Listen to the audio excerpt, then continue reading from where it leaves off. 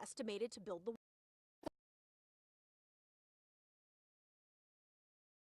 Inhofe is unveiling a plan he says will fully fund the U.S.-Mexico border wall. 2 Works for You reporter Micah Hatfield breaks down Senator Inhofe's plan for us here at noon.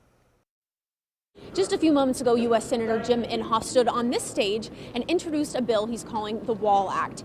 He says it will close loopholes in our law that will generate the money to fully fund the U.S.-Mexico border wall. The bill, if passed, will require a parent to have a valid, work-eligible Social Security number to receive refundable tax credits, like the Earned Income Tax Credit and the Child Tax Credit. The Wall Act also requires states to verify citizenship and identify someone's work-eligible Social Security number to receive welfare benefits. And Senator Inhofe plans to increase minimum fines on people crossing the border illegally.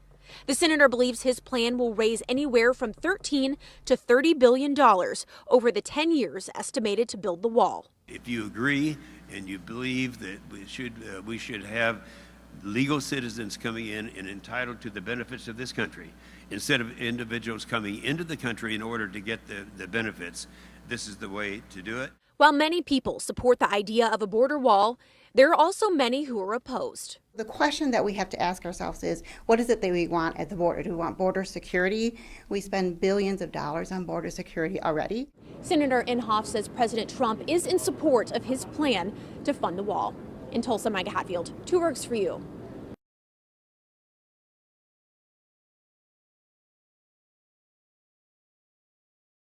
As a pork producer and a mom, safe food is important to me. Oklahoma pork producers use the latest technology to keep our pigs healthy, so you'll have safe food to eat. Caring for our animals is our high priority. Providing indoor housing for our pigs keeps them comfortable in the Oklahoma weather. As farmers, our livelihoods are tied to the land. As an environmental manager, I work hard to make sure our production practices are monitored to protect our natural resources. We are Oklahoma pork producers, and we care. First of all, I want to make sure that all the media has a handout that we have that was actually a bill that I introduced 11 years ago. What we did 11 years ago is something that we're doing again, essentially the same thing today. But we've progressed so far, and of course now we have a president. This president is a very controversial president. It's his style, and I happen to like his style. A lot of people don't. But let me tell you, he's getting things done. In terms of our economy right now, we have, since we started keeping records in 1884, we have the lowest unemployment rate that we've had in all that time. And then in minority unemployment rates, another record that's out there. And so this guy is really doing a great job. He's now rebuilding the military that Barack Obama had let die on the vine a little bit. And I don't say that critically of him, because he is a self-professed, very proud liberal, and very proud liberals don't care that much about the military. But we're in a situation right now where we have countries that are peer competitors, and I'm talking about countries like China and Russia, who actually have equipment that's better than ours. They have artillery that is more rapid fire and more range than we have in this country. This is something we're not used to. And this is something that we're changing right now. So some good things are happening. But the other thing, and what we're going to talk about today, is the wall. Now, I don't know. A lot of the people don't think it's really necessary to have a wall. They don't think this is as big a deal as I think it is.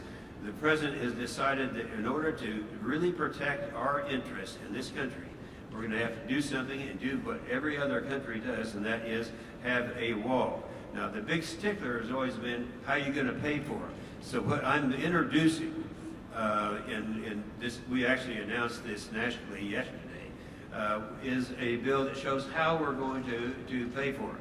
Now, the cost has been used as $25 billion. That's probably accurate. You're talking about the total mileage of a border is 1,954 miles. And of that, about 1,200 of that would be covered with a wall. We'd be using drones and others, but the smart guys have figured that out and how to make that happen. But the point is, it's going to have to be a wall. We're going to have to pay for it. Now, I'm probably the logical one to be doing this, because I actually was a builder and developer down on that wall, down on the border for over 20 years. We're talking about down in Brownsville, Texas, and down in the Texas border. And so I know those guys down there. I know the agents on the border, and so we've had the benefit of what they say we need to do to make America safe, and that's what we're doing. Of course, and let's keep in mind, I don't blame the ones that are coming up. Right now, the caravan they talk about coming up here, well, you got to keep in mind that when Obama was first elected, he invited it. You know, he stood up there and said, Guatemala, Nicaragua, Honduras, come on up here. We want you in the United States. And that is just, liberals like that. You know, probably some in this group right here likes that, but I don't. And I think that the president's right on target when he says we're going to have to make major changes. So what we're going to do is show very clearly how we can pay for this thing, and we're going to make it happen. To give you an idea about the severity of the problem, the Heritage Foundation came out with something no one has refuted. Its accuracy has been verified by different departments of government, that the average of the illegal immigrants that they receive in benefits is $24,720.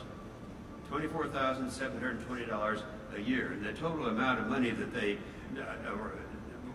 while they're here, the total amount of money, taxes that they pay, are $10,000. So you take the $24,000, then you can see where the seriousness of the problem.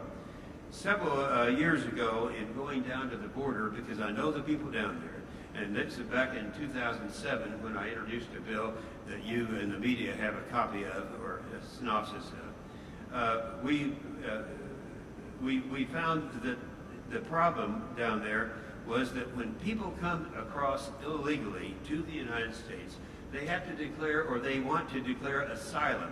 Asylum is a way they can come into the country saying that they need the protection of a country. Now, they actually want to come in for other reasons. I think we all know what those other reasons are.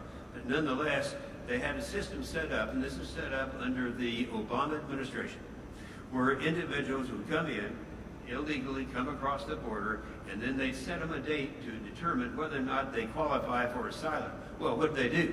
They just get there in Cincinnati by the time that date comes around. So our country has literally thousands and thousands of individuals who are here because they never made their date. Well, the first thing we want to do is change that so that to apply for asylum, they have to go to a United States consulate or an embassy and make an application while they're still in Mexico before they come up. Oddly enough, right now, Mexico is coming into agreement on that. They're being more cooperative than they've been in the past. And they're looking right now at the thousands of people that are coming in and that you've been seeing on TV, and knowing that this is a problem that is going to be a more serious problem on Mexico if they come up here and they can't get into this country. And that's what I think is going to be happening. So that's what we have, a major change. That is, you can't apply for asylum until you're already still in Mexico and you have an opportunity to come across. All right, we've got to pay for all this stuff.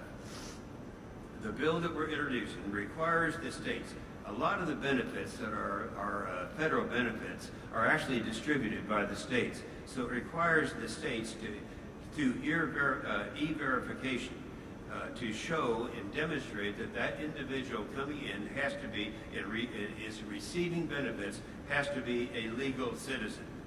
And so to do that, they can do that by e-verifying. Now, the amount of money that is saved by that, it's a figure we don't have an exact figure on yet.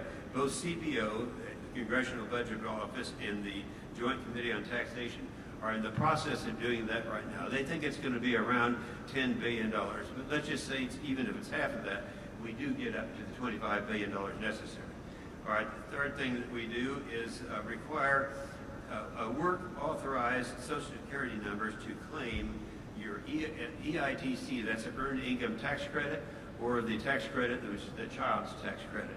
If you add those together, the amount of money that comes, interprets, according to the Joint Committee on Taxation, is somewhere between $13.9 billion and $30 billion.